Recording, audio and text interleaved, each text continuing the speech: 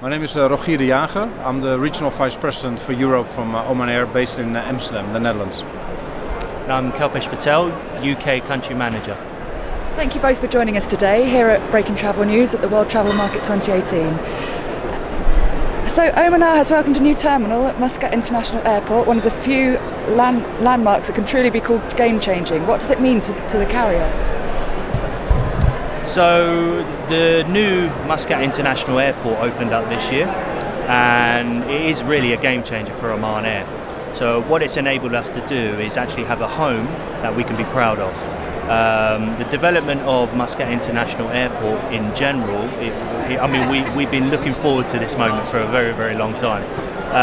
It also signals a mirror image to the product that we have, particularly in the UK as well. We've just upgraded 787 Dreamliners in the UK, so fresh product, fresh airport. I was there 2 weeks ago, and it doesn't feel like a larger airport, which is a good thing in the Middle East. And also, it has that real sense of culture as well of Oman, which is what we're trying to mirror and replicate to our customers who may decide to go beyond Oman in this case. Great, and what facilities does it offer to passengers? Well, we have a fantastic lounge, plenty of seating as well within the airport. And also, in terms of shops, duty free, there's a lot more pleasurable experiences within the airport, it's safe to say. One of the restrictions we had previously was that we had limited space. So when people were transiting in Muscat International Airport, it was very, very difficult for them to do their even duty-free purchases. Now there's an array of shops, designer clothes, designer brands in general, the duty-free stores. There's actually 3 inside the terminal concourse itself. So what it does, it enables our guests to have a great experience, which is what we aim and strive to do. Great, and what do you think the airline adds to the tourism sector in the country? Well, I can take that one. Let's be honest, it's a national carrier. So we facilitate the airlift to the Sultanate of Oman. We contribute to the tourism industry. We contribute to the whole touristic infrastructure of the Sultanate of Oman, of which we see a high demand, an increasing demand in most of the countries in Europe, not just for Muscat but also for Salalah, or a combination of both. We see increased demand for the MICE segment, we see increased demand from the corporate segment, and of course in the leisure segment. Hotels are being built as we speak to increase the number of hotel beds that can be offered to the industry. Oman it's not just the airline providing this, the airlift to the Sultanate, it's also a part of culture. So when you arrive in the aircraft, you already feel the Omani hospitality, etc. So you can see the airline as the extended arm of the Sultanate, reaching into several destinations in the world, bringing our guests into the Sultanate. So it's also national pride in that sense. The airline and the Sultanate go hand in hand towards our markets. Sounds great, thank you very much. And you've been expanding your route network with new departures to Moscow and the Maldives, among others. How have passengers taken to these flights? Well, Maldives fantastically well in the UK. It doesn't need any introduction in the UK, that's for sure. And it's been welcomed. We speaking to our partners, tour operators that are in the industry. We've seen a good upside in terms of demand. So long may it continue. Great, thanks. In terms of Moscow, I'll let Roger handle it because he was at the inaugural event last week. That was absolutely astonishing. Now, we launched the Istanbul daily flights in June this year. And last week I was there in Moscow when the first aircraft touched down from Muscat into Moscow Domodedovo Airport. So it was a very emotional moment because the setup of a new station took us at least 8 months in preparation, which in Russia is even more complicated. So it makes you very proud to see the aircraft. We had a big ceremony, of course, there. But what is even more interesting is that the first flights in the first week were completely full. So from Russia into Muscat and beyond was full the first week. That doesn't happen often if you start a new route. So we see very, very interesting load factors from Russia on this new route. So very promising.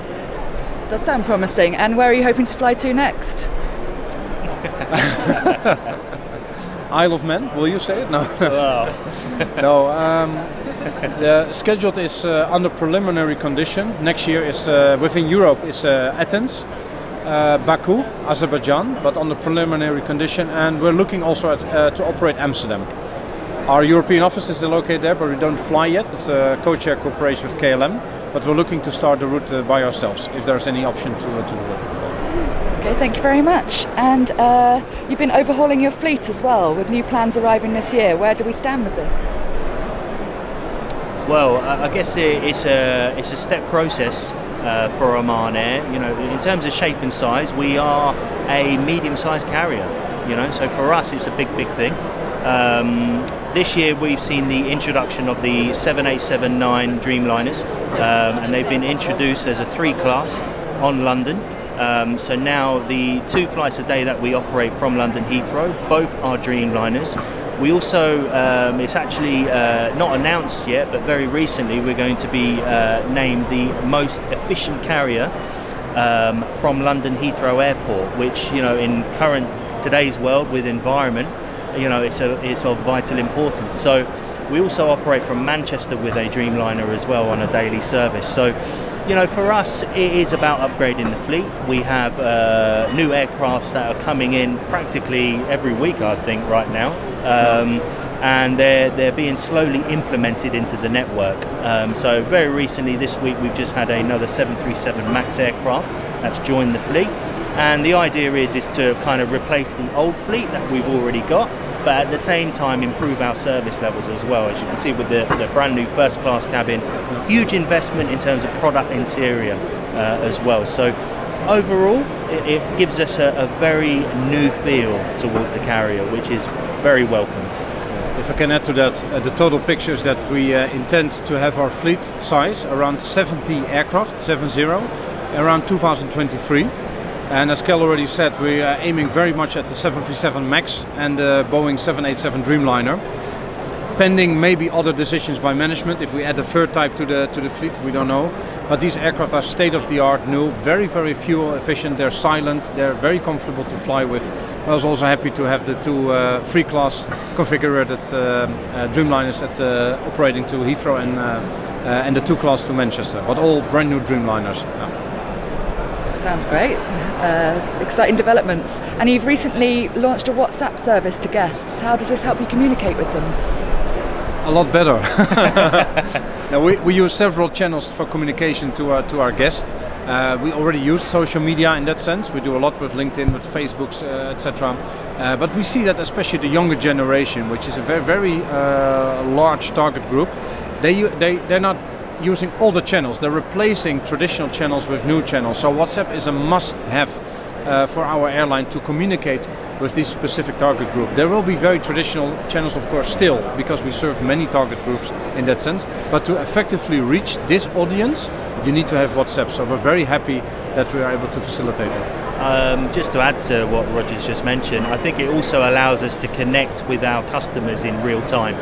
So if a customer is on the ground and, you know, effectively at Muscat Airport, and suddenly doesn't know which gate they're going from, they can contact the WhatsApp service and they'll be able to be told straight away without any delay that you are at gate 10, this is how you can get there. So it's a great way for us to integrate and really understand our customers, which, you know, in today's world with social media and digital environments is only a good thing.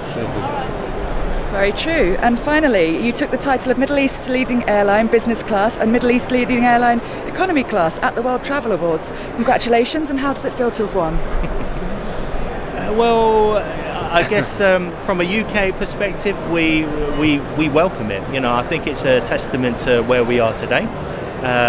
You know, we've come a long way since the airline has been born, and the reality is it's good that the industry recognises the achievements that we are bringing to the table now. I think this is only the start. Long may it continue. You know, we starting to see these awards come up more and more from various countries, whether they're local awards or even global awards. And for us, you know, we have a fantastic product, you know, and it's great to see that you know, award bodies are recognising that fact despite our size. So sometimes big is not better, and that's where we come in. And it's a great recognition, as Kel said, not just the product, which is outstanding on board, but it's the total experience is made by so many people in so many different departments, all contributing to have the best guest experience at the end in the whole journey, not just on board, but also starting from making your booking until the final stage of the journey. And it's a great recognition also for everybody who are also behind the scenes, who are making all these efforts to have the best guest experience on Oman Air. It's a recognition of that, made by many people. Thank you very much for talking to us today. Thank you. You're welcome. Appreciate Thank you. Thank you.